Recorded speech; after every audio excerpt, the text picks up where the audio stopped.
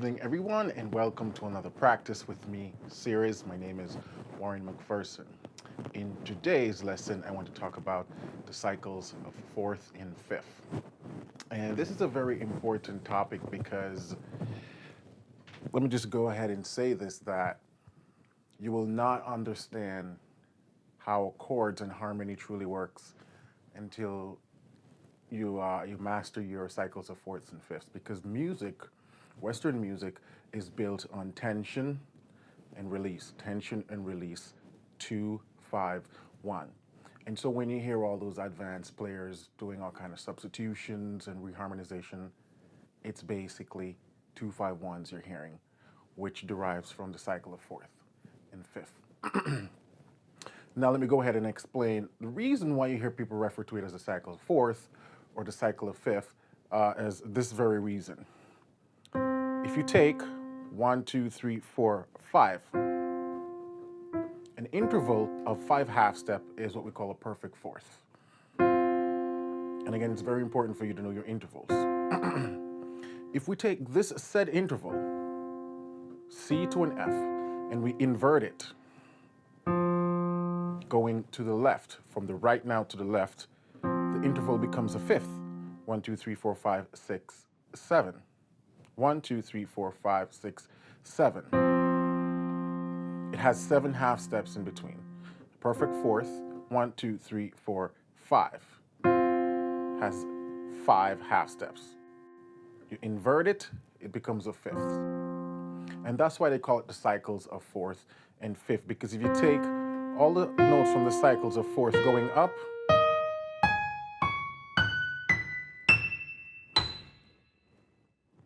and so on, you can invert that. When you invert it by going from right to left, the intervals are fifths. The notes are the same, but the interval direction, the intervals are wider, and they become fifths. And that's why you hear people refer to them as the cycles of fourth and fifth. It's based on which direction you're going. But in this lesson, I'm going to focus more on the fourth aspect, because oftentimes when we think about the movement of progression, we think about from left to right.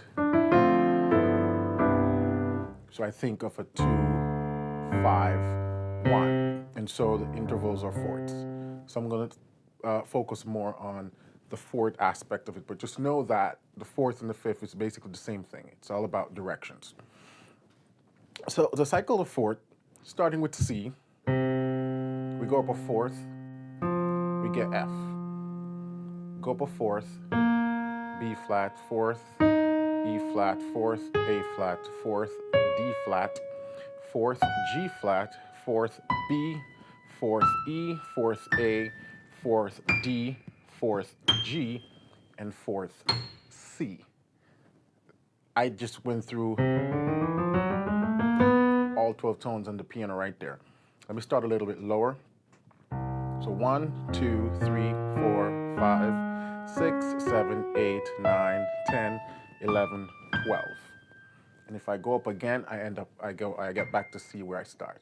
And that's what they call a cycle of fourths. It's a circle, it comes back around. And so if I play through all my chords, let's start from C.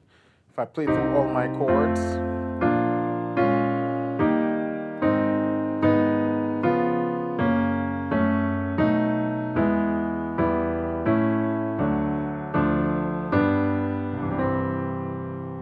back at C. That was me going through the cycle fifth, playing 2, 5, 1. And I'm going to show you a little bit about that later on. Now, once you know that, okay, a fourth is comprised of 5 half steps, and you know how to pick out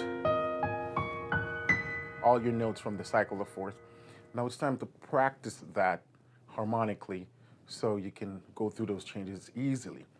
The faster you can go through your cycles of fourth with chords, the easier it will be for you to reharmonize and substitute and learn songs. So let's take C, but we're going to make C minor. And don't worry about what key you're in just yet. Just try to be able to see the pattern. Because when you're playing, the pattern is what sticks with you. you don't really have time to calculate keys, especially in this exercise. So we're going to make C minor, and then we're going to go to F, and then we're going to go to B flat. That's it right there. 2, 5, 1. And I just went through my first 3 chords in fourths. 2, 5, 1. Now we take B flat, we make it minor. 2, going up in fourths. 5, going up in fourth. 1. We're at A flat now. Make A flat minor. 2, 5, 1. We're in G flat now. Make G flat minor. 2, 5, 1. We're in E. Make E minor. 2, 5, 1. We're at D. Make D minor. 2, 5, 1. And if I make C minor, the cycle starts over again. And so I recommend you practice your cycles of fourth that way. Starting on C and make it minor, and you go through until you end back up at C. Then, to make things interesting so that you get to play each chord out of the 12 tones, you get to play each chord as a minor and each chord as a minor. You go up to C sharp or D flat, and you make it minor, and you do the same thing.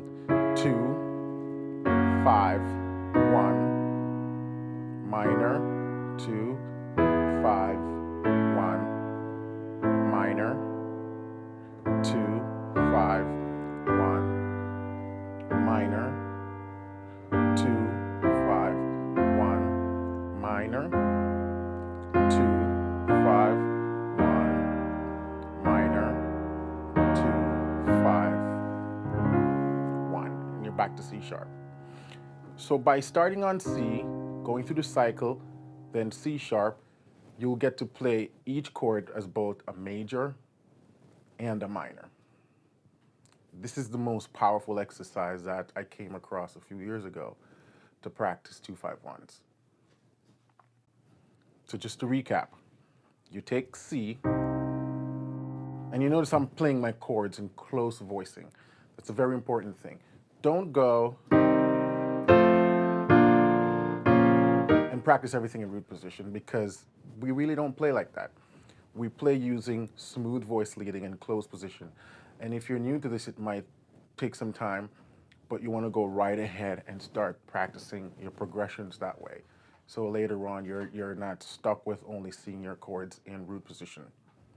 So start with C.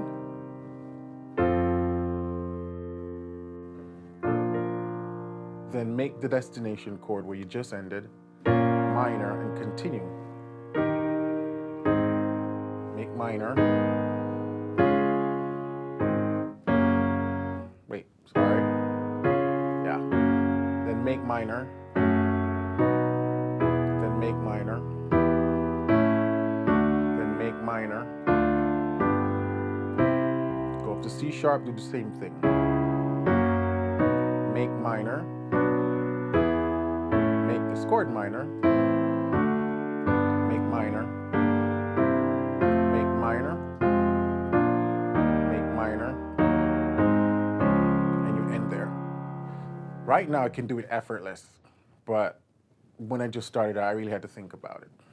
And so that's the best way to practice your cycle of fourth. The other things I want to point out, if you find it difficult to go through that entire cycle without getting lost, you can break it up. You can say, take the first 2 sequence. And this is what I call a sequence. That's 1. Make minor. That's 2. And if that's all you can do, just practice that one until you get comfortable. You can add another sequence, so then you can take it from the B flat and you stop.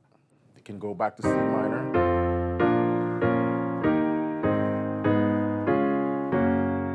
And you just practice that until you can do it that fluently. And you keep on adding on until you can go through all 12 keys starting on C minor, going through the cycle, end up at C. Start on C sharp minor, go through the cycle, end up at C sharp.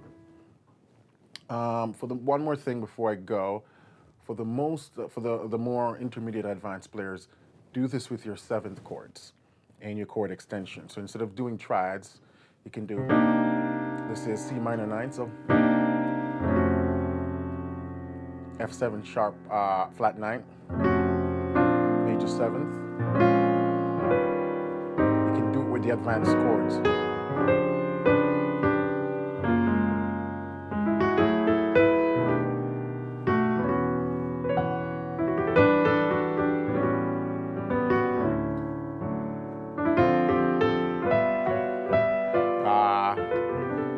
Go to C sharp. Nope. What am I doing? C sharp.